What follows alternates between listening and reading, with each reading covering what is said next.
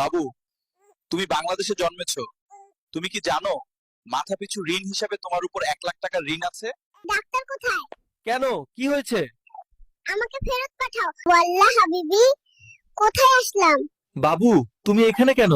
লা মালুম, আমার তো দুবাই থাকার কথা ছিল। বাবু, তুমি সারাদিন কি করো? হাগুমুতু, কান্নাকাটি, আর রাত হলে বাপ মার ঘুম হারাম করি। বাবু, এত ভাবসাব নিয়ে কোথায় যাচ্ছ? পাশের বেডে আমার জরিনার সাথে দেখা করতে যাই। বাবু, পালাচ্ছ কেন? জরিনার বাপে দৌড়ানি দিছে, ধরতে পারলে ঠ্যাং ভেঙে ফেলবে। পৃথিবীতে এসে তোমার কেমন লাগছে?